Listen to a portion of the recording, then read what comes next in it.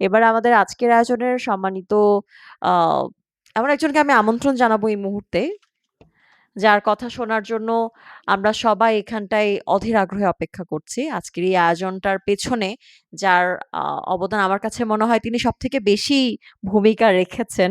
তিনি স্বপ্ন দেখেছেন, স্বপ্ন ছড়িয়েছেন। অন্যরা স্বপ্নকে কুড়িয়েছেন, স্বপ্নকে বুকে লালন করেছেন এবং তারা সবাই একসাথে হয়েছেন। তো সেই স্বপ্নের সারথি তাহের আফরোজকে আমি এবার মঞ্চে স্বাগত জানাচ্ছি। সভাপতি রক্তকরবী। শুভ সময়। আসসালামু আলাইকুম। আজ ১ নভেম্বর ২০২৫ খ্রিস্টাব্দ। আজকের এই শুভ লগ্নে আত্মপ্রকাশ করেছে রক্তকরবী নামক সাংস্কৃতিক প্রতিষ্ঠান। আজ তার যাত্রা শুরু হলো এবং আজকের এই যাত্রায় আমরা প্রধান অতিথি হিসেবে আমাদের মাঝে পেয়েছি ডক্টর এবিএম শহীদুল ইসলাম, অধ্যাপক, মার্কেটিং বিভাগ, ঢাকা বিশ্ববিদ্যালয়। এবং আজকের এই আয়োজনে সহ-সভাপতি হিসেবে আমার সাথে সহযোদ্ধা হিসেবে আছেন জনাব মৌসুমী আক্তার, সাধারণ সম্পাদক, রক্তকরবী। এবং অনেক গুণীজন যারা সাংস্কৃতিক অঙ্গনে প্রতিষ্ঠিত, যারা স্ব ক্ষেত্রে প্রতিষ্ঠিত, তারা আজ এই মিলনায়তনে উপস্থিত আছেন। আজকে সময় দিয়েছেন আমার এই আহ্বানে। আমি সবার প্রতি প্রথমেই আন্তরিক কৃতজ্ঞতা জানিয়ে আমি আমার যে স্বপ্নটা সবার সাথে একটু শেয়ার করছি। আসলে রক্তকরবী নামে একটি প্রতিষ্ঠান শুরু করব, এই স্বপ্নটা হঠাৎ করেই আমার মাঝে চলে এসেছিল। যে কোনো সৃষ্টি বেদনা থেকেই হয়। বেদনা ছাড়া আসলে কোনো সৃষ্টি হয় না। একটা কবিতা সৃষ্টি হোক, সে কবিতা সৃষ্টির আগে কবির বুকের ভেতরে একটা বেদনা হয়। ঠিক সেরকম যখন একজন মা, গর্ভবতী মা শিশু জন্মদান করেন, তখন কিন্তু জন্মের সময় তিনি সেই কষ্টটা অনুভব করেন বা প্রচণ্ড কষ্ট হয় তার। কষ্টের পরে যখন শিশুকে তিনি কোলে নেন, তার বুকটা ভরে যায়, তার স্বপ্ন তিনি দেখেন শিশুকে বড় করবেন। ঠিক সেই রকম আজকে যে রক্তকরবী আমার স্বপ্ন থেকে জন্ম নিয়েছে, এই জন্মটার পিছনে আমার আসলে একটা বেদনা ছিল। আজকে বেদনার কথা নাই বলি, যদি রক্তকরবী ঠিক আমার এই সন্তানটি যদি স্বপ্নের মতো করে আমি বড় করতে পারি, যদি কোনোদিন সেইভাবে আমি প্রতিষ্ঠিত করতে পারি, সেই দিন আজকের এই বেদনার কথা আমি সেই দিনের জন্য আজকে আমি তুলে রাখলাম। আমি শুধু আজকে আমার স্বপ্নগুলোর কথা বলি যে আমি আসলে কি করতে চাই।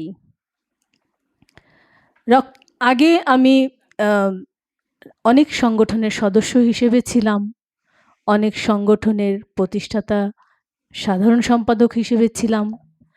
কিন্তু এবারই প্রথম একটি উদ্যোগ নিয়েছি, যেটি আসলে সংগঠন নয়, এটি হবে একটি প্রতিষ্ঠান, সাংস্কৃতিক প্রতিষ্ঠান।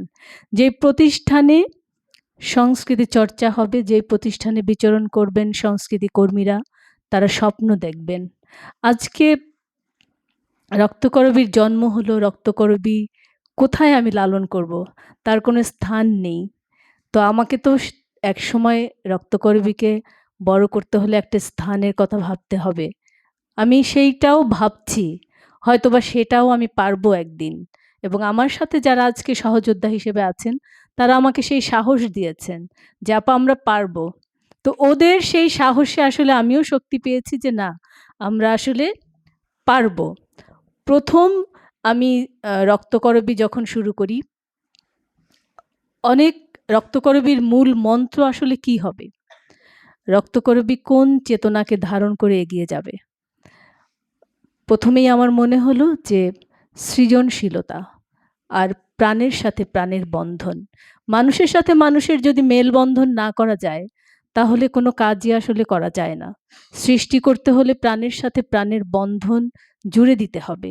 অনেক মানুষকে জড়ো করতে হবে, অনেক মানুষকে এর সাথে সম্পৃক্ত করতে হবে এই সৃজনের সাথে।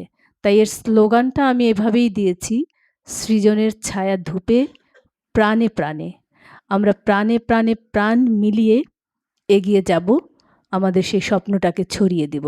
আজকে হঠাৎ করেই সকালবেলা স্লোগানটা মনে করে দুটো লাইন চলে এসেছিল, সৃজনে সৃজনে মিলব প্রাণে, মুঠো মুঠো রোদ কবিতা আর গানে।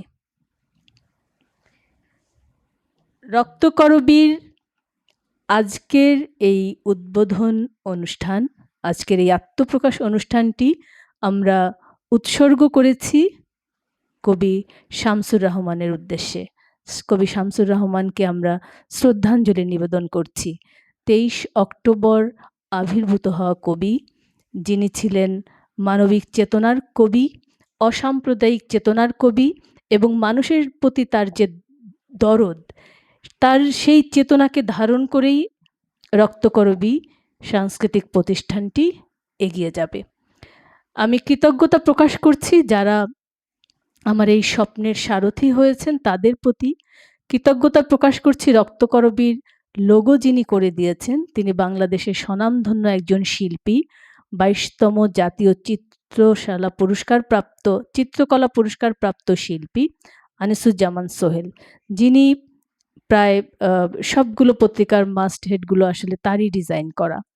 এরকম একজন শিল্পী মানুষ আমার বন্ধু এবং আমার অনুরোধে তিনি লোগোটি করে দিয়েছেন।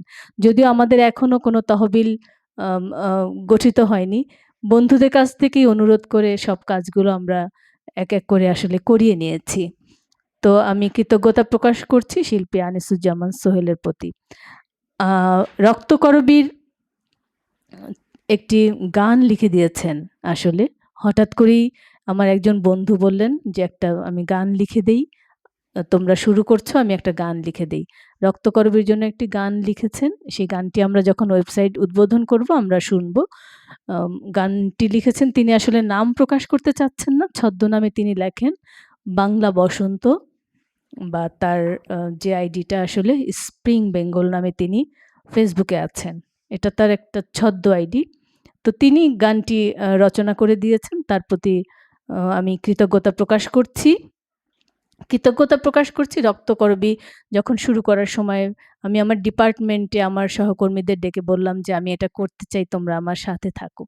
আমার ডিপার্টমেন্টের আমার যে সহকর্মী প্রভাষক হিসেবে আছেন জনাব রাজীব হালদার, রাজীব হালদারকে আমি অনুরোধ করলাম যে কোষাধ্যক্ষ হিসেবে একটু দায়িত্বটা পালন করো, তুমি একটু থাকো আমার সাথে, এটা তো একটু দৌড়ঝাঁপের কাজ, তুমি একটু আমাকে সহায়তা করলে আমার সুবিধা হবে। রাজীব রাজি হয়েছে সাথে সাথে। আমি রাজীবের প্রতি কৃতজ্ঞতা প্রকাশ করছি জনাব মৌসুমী আক্তারের প্রতি। মৌসুমী সংস্কৃতি প্রিয় মানুষ এবং আমি জানতাম যে আমি মৌসুমীকে ডাকার সাথে সাথেই মৌসুমী আমার পাশে এসে যাবে। কৃতজ্ঞতা প্রকাশ করছি জোবেদার প্রতি।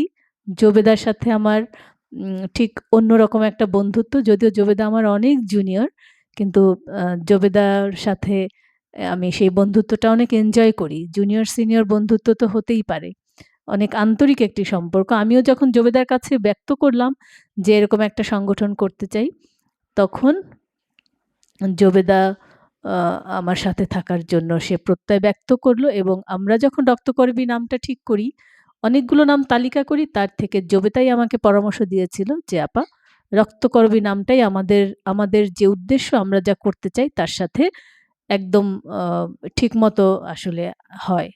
তো আমি কৃতজ্ঞতা প্রকাশ করছি জোবেদার প্রতি।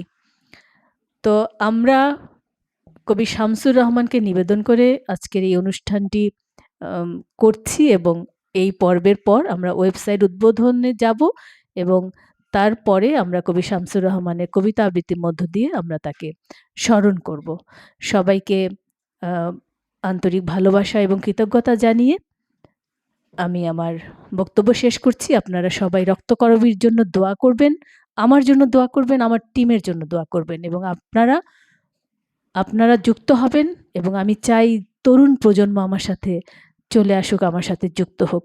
সেই দায়িত্বও আপনারা নেবেন এবং আমরা সবাই একসাথে এগিয়ে যাব। ধন্যবাদ সবাইকে।